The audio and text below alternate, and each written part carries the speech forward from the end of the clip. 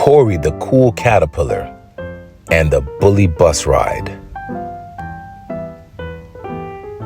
In a quiet little town called Wiggleville, where crayons stayed sharp and juice boxes never ran out, lived the coolest creature ever, Cory the Cool Caterpillar.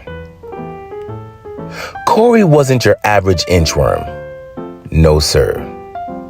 He wore his hat backwards, had shiny gold teeth that sparkled like glitter, and drove a big red school bus.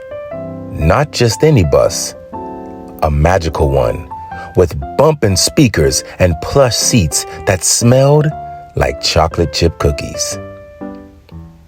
But Cory had one very important rule, one job: rescue kids from bullies. One day, little Jaden and Lily stood by the school steps, their heads low. Jaden sniffled. "Billy the bully called me pencil legs and took my lunch again," Lily added. "And he said my drawing looked like a potato with feet." Just then, a loud boom, boom came from around the corner. Lollipop, lollipop, oh, lolly. It was Cory blasting Lil Wayne as his red bus skirted to a stop. He flipped his gold grill into a smile. "Hop in, little homies," he grinned.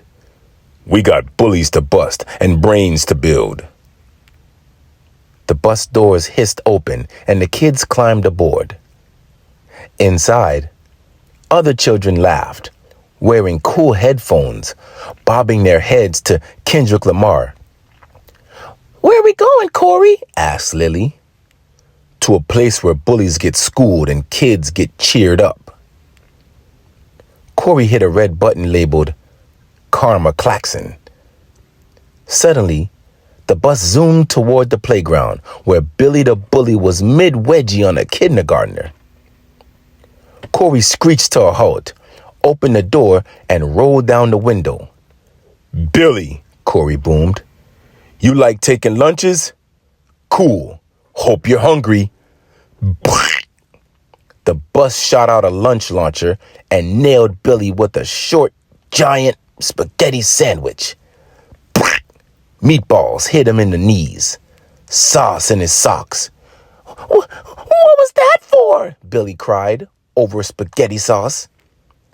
"That was the meatball of consequences," Cory said. "Served with a warm side of, 'Stop being mean. Now apologize.'" Billy wiped sauce from his eyes and mumbled, "I'm sorry." "To the kids and my bus," said Cory, pointing at a spaghetti noodle stuck to his headlight. Billy apologized, and Cory handed him a mop. "Now scrub-a-dub your attitude and the sidewalk." Back on the bus, Cory turned to the kids. "Y'all ever let someone tell you you're not cool? Let me tell you something." He threw on his sunglasses. "Cool ain't about clothes. Cool is being kind. Cool is sharing your fruit snacks and helping someone who's struggling with math. Speaking of," he pressed another button labeled Brain Boost Mode. Suddenly, math games popped up on every seat screen. "Let's get your schoolwork tight before we hit the fun zone," Cory said.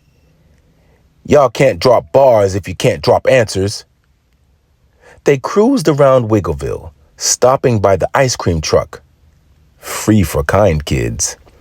Had dance-offs at the park and even made a music video called "Bullies Are Busted." By the time Cory dropped the kids off, their heads were held high. Their backpacks were zipped up tight, and their confidence was so strong it needed its own seatbelt. Before driving off, Cory said, "Remember, low homies, being a bully is like wearing socks in the pool. Weird, uncomfortable, and ain't nobody got time for it." Then he winked, spun his wheels, and blasted down the street to the beat of Kendrick's "All Right." Moral of the story? You don't need to push to feel strong. Lift someone up.